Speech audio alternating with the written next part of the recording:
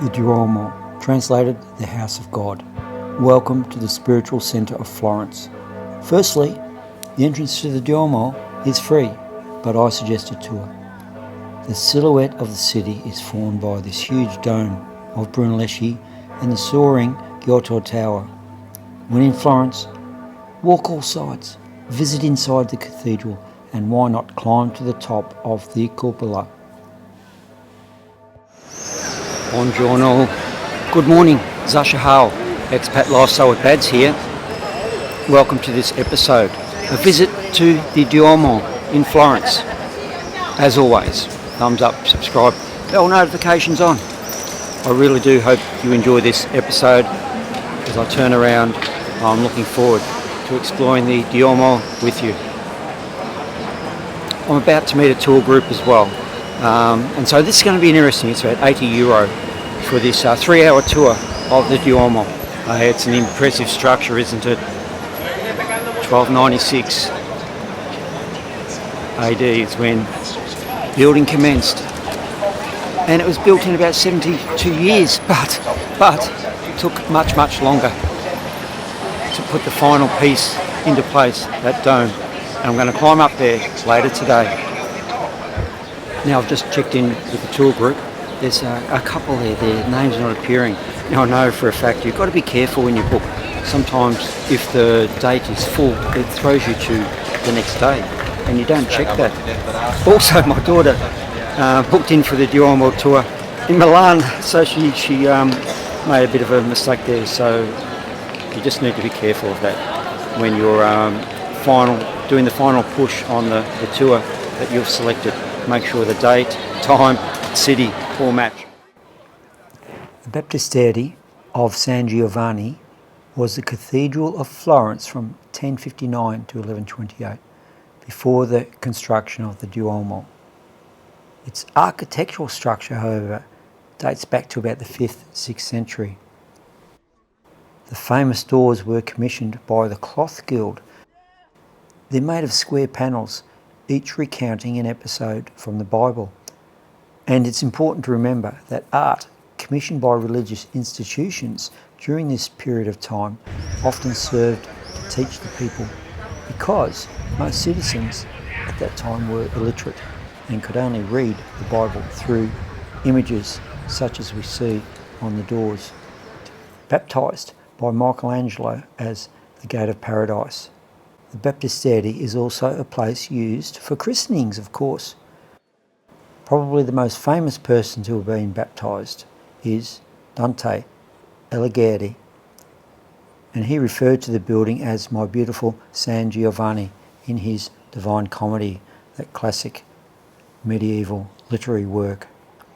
Other noteworthy individuals include explorer Amerigo Vespucci, Amerigo, the name of America, and Niccolo Machiavelli.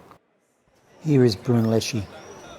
As the building of the cathedral continued, the question remained, how would they build the dome-shaped roof? No one had any idea how it could be done. Brunelleschi won the competition and he commenced in April 1420. Of note, the dome was finished 16 years later. The famous Pantheon in Rome apparently had been Brunelleschi's inspiration for the Dome Cathedral in Florence. And the unprecedented secret to the successful building of the dome was a herringbone brick pattern. The layout of bricks in this herringbone fashion and the inverted arches actually used gravity to reinforce the structure. Now, if you were standing on this spot on the evening of the 27th of January, 1601, two things would have happened. Firstly, I would have been soaking wet because it was pouring. It was a thunderstorm. Secondly, I would have been squashed by that ball that I just showed you. The ball on the top of the lantern there. It was hit by lightning. Imagine that, 2,000 kilo, 2.3 metres in diameter, smashing to the ground here.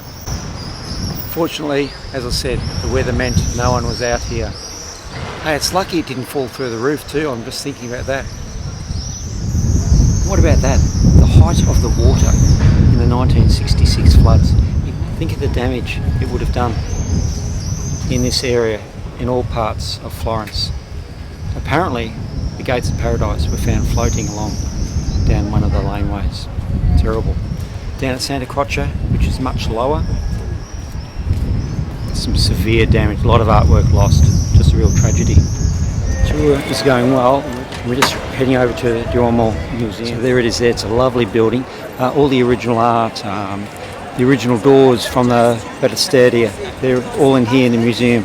It's well worth a visit, that's for sure. And of course a symbol of the Medici. So behind me is the old original facade. These doors took Ghiberti nearly 27 years to create, and since their installation in 1452, the doors have withstood a variety of near-biblical catastrophes, torrential flood, vandalism, overzealous polishing and air pollution. The gates of paradise were removed during World War II, and again for conservation after the 1966 floods. The doors were finally removed for restoration from the facade of the Baptistery in 1990, and the original doors today are securely placed within the Duomo Museum, as we can see right now. Brunelleschi's dome, the largest dome in the world at this time. Its size prevented the traditional method of construction. Brunelleschi invented special hoists with an intricate system of gears and pulleys, powered by a team of ox. This museum is certainly worth visiting, with original art pieces from Michelangelo, Donatello, Brunelleschi and Ghiberti. It was in this building where Brunelleschi had his headquarters, and it was in here where Michelangelo created the David.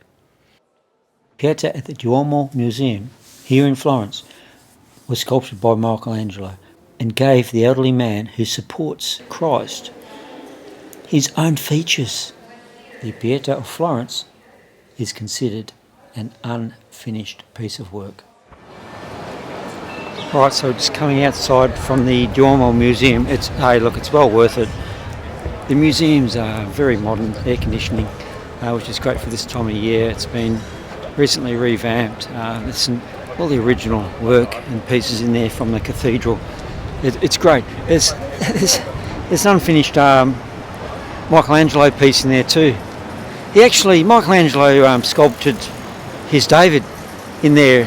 X marks the spot. There's a spot there that shows you where that piece was created by Michelangelo. Alright, so we're just going to the entrance of the cathedral now. Hopefully it's not too long. So the theory of the tour guide is that it's about lunchtime. Most people will be having lunch, and she's nailed it. Good on her, good on her. She's got it right. The line is quite short. And looking ahead, you've got a line. Hey, you gotta like that. Gotta like that. Duomo of Florence, also known as the Cathedral of Santa Maria del Fiore, is the main church or cathedral in Florence. This majestic structure set the scene for the Italian Renaissance and went on to inspire a legion of architects and artists. One of the largest churches in Italy, it stands as a symbol of Florence's cultural heritage. Constructed over a period of 140 years, it is considered an architectural masterpiece from the Renaissance period. The Duomo is obviously a major tourist attraction, attracting millions of visitors every year who come to admire its Gothic architecture and historical significance. Brunelleschi's dome, Giotto's bell tower, Baptistery of San Giovanni, the Crypt of Santa Reparata and the Duomo Museum are certainly all worth visiting. The big advantage of going with a tour, and by the way, I booked this tour through Get Your Guide, is that the paper ticket is good for 72 hours. Now, you can only do the climb once and so on. I can come back tomorrow, for instance. So right now I'm going down to see the ancient church, 4th to 6th century, they believe, the Reparata Cathedral. The Duomo here, the House of Gold, was built on top, mainly because of growing population. there's some notable people buried down there too. Okay, so let's go. Andiamo. Worth coming down, isn't it? If you like your history and just appreciating the old, the very old. How do they build it? That sort of thing. This is great. This is worth coming down to have a look at for sure. So the ancient church was covered in frescoes. And what about the mosaic floor? So keep in mind this goes back to the 4th to 6th century. It's still in pretty good condition, isn't it? Special points to the tradies who laid this one. Talk about lasting the test of time. Some significant individuals buried within the symbols of the Medici. Giovanni Medici buried here, as we can see.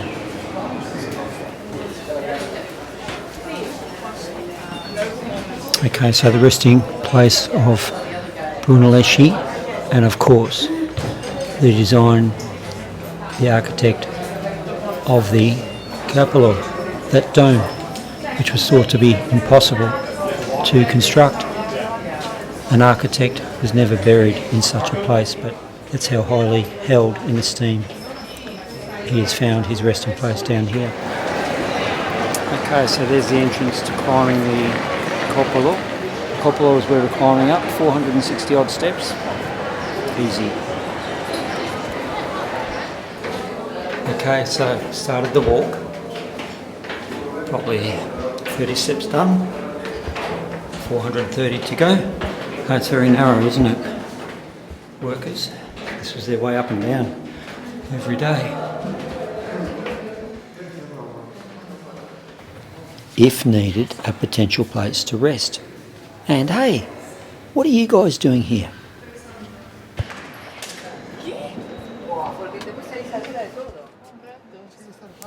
Now, if you don't like hiking, small spaces, or for that matter, look at that, heights, perhaps try visiting the Duomo Museum instead. It could be pretty intense up here if you don't like heights. So you don't want to suffer from claustrophobia or the fear of heights, I'm telling you. This one's steep.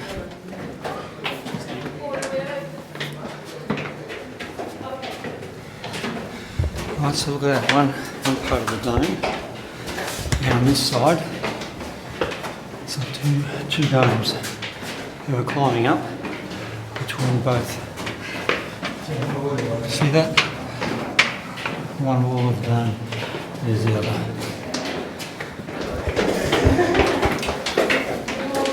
So I guess here, we're climbing up on the edge of the dome.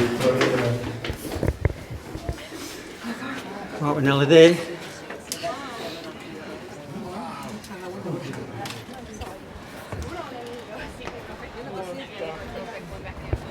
Okay, so made it up, and I'll show you around, okay?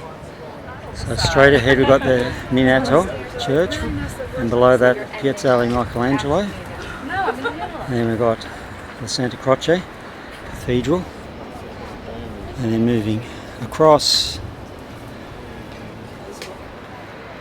Palazzo Vecchio down there, and of course the bell tower just there. Repubblica, you can see the arch from Repubblica there, can't we? And look, my apartment buildings just in front of me somewhere, not far away. Actually, look at this video. It's my son and his girlfriend were up here just before Christmas. I was on the balcony and I phoned up, they phoned me. We're up here, Dad. So he waved. So check out this video. We're up there. I can see the arms up. They're waving frantically. How about that? So there we can see the Pitti Palace behind that, with all the gardens. Top of the bell tower, we've got people at the top. You can see a few people wandering around. Now the enormous red tile dome, the biggest brick and mortar dome in the world. Today it is so iconic that most know the cathedral simply as Il Duomo. The Piazzale Hills to the north. Okay, so here's the question, is it a better view from up here or we go to Piazzale Michelangelo? A lot of red rooftops up here. The only thing missing when you're up here is the silhouette of the Duomo, and that's pretty special, so I'm tending to lean towards Piazzale personally as a vantage point. It's great up here, but you don't see this. Alright, so there's San Lorenzo, the Medici Chapel, Santa Maria Novella Railway Station, Santa Maria Novella Cathedral, of course the apartments just in there, the top of the bell tower. We've got Repubblica, and then there's a little road, but it's actually the road of the Ponte Vecchio Bridge, Palazzo Vecchio, and we scan across. We've got the Miniato Cathedral above Piazzale Michelangelo, and then the Santa Croce Cathedral there, and lots of tiled roofs. Better view, Piazzale Michelangelo? That's your question. That's my question. I'm thinking about it. I'm thinking about the answer. Okay, amazing up here. Amazing. Got to get back down now. Be careful. Okay, so heading down now. That was good. But you got to book a ticket. I mean, it's sold out to climb the Cupola, so you've got to book yourself a ticket, give yourself a chance to see this. It's fantastic. I mean, how they built this? Look at that. It's a perfect circle and all by hand. I don't know. It's just amazing, isn't it? It's just amazing. 1296 they started building this. Just got to watch where you're walking. Don't look at the camera. Look at the steps. It's quite steep. That's for sure. I've got to watch where you're walking. Right, some engineering. Here we go. How do they do all this? By hand. Weights and pulleys. Have a look at that. Just amazing, isn't it? Just amazing. Let's have a look on this side.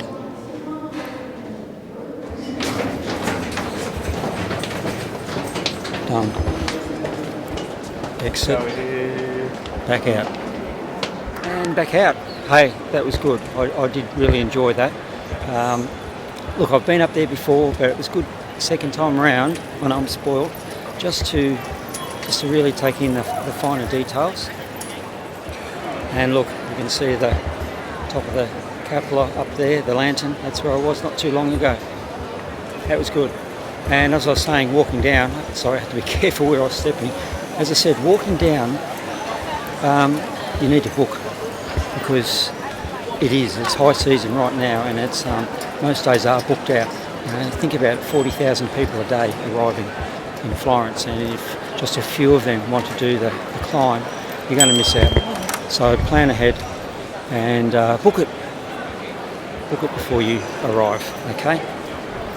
I'm going to get a drink. Yeah, so if you want to do the climb up to the lantern there, the top of the cupola, you need to book your ticket because it's so busy here in Florence. Even off season it's busy, so plan ahead. Book before you arrive, and that way you're guaranteed a climb up to the top there, because it's well worth it. It really is. It really is.